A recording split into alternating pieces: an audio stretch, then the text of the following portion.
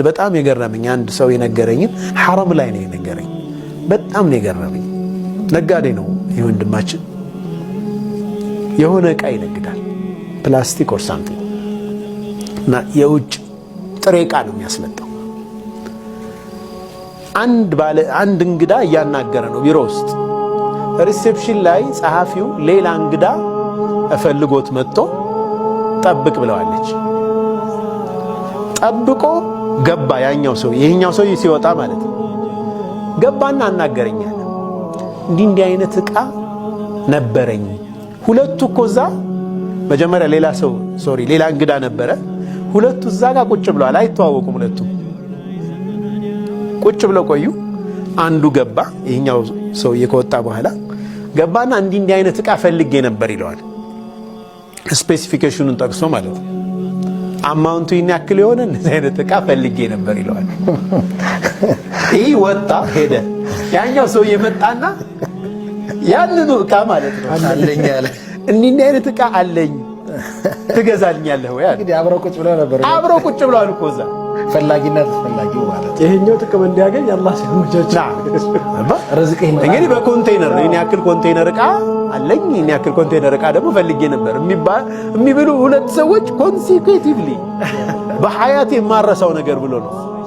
እኔ ሪዝቅን ተረጋግተህ ፈልገው አላህ ቤትህ ድረስ ያመጣልሃል። ገብቶሃል?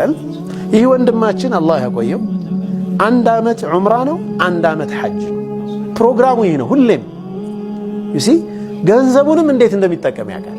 በቃ አላህ በሚወደው መንገድ ኒዕመል ማሉ ሷሊህ ለዓብድን ሷሊህ። አላህ ወዱድ ስለሆነ ይረዝቀናል፣ ወዱድ ስለሆነ ይምረናል፣ ወዱድ ስለሆነ ተውባችን ይቀበላል፣ ወዱድ ስለሆነ የሚያስፈልገንን ነገር በሙሉ ሳንጠይቀው ያሟላልናል። ወዱድነቱ አጂብ ነገር በመኽሉቃቶቹ ይገለጻል። መኽሉቃቶቹ ላይ አላህ እኛ ተወዳጅነቱን ያሳየናል።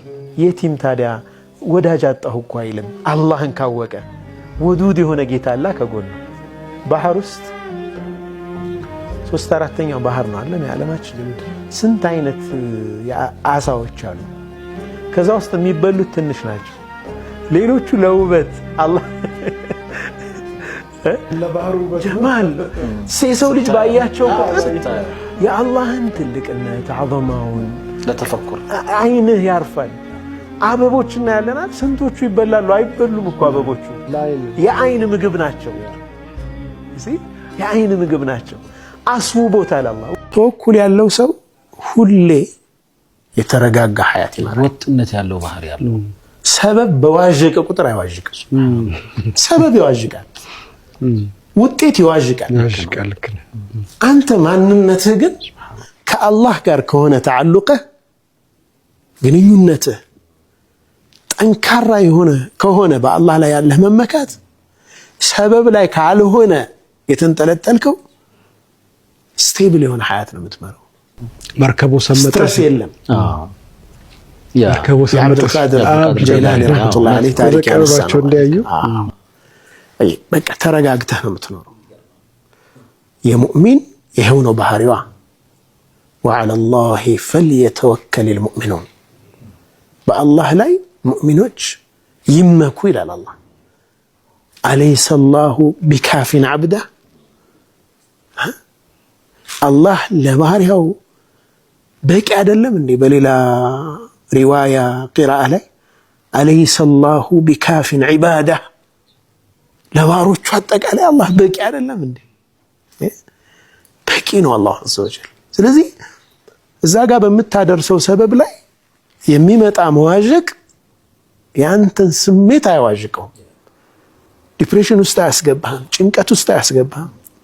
እደርስበታለሁ ብለህ ትለፋለት የነበረ ማክሲመም ኤፈርትህን ያደረስክለት ልትይዘው ስትል ቢያመልጥህ አልሐምዱሊላህ ብለህ ወደ አላህ ነው የምትጠጋው።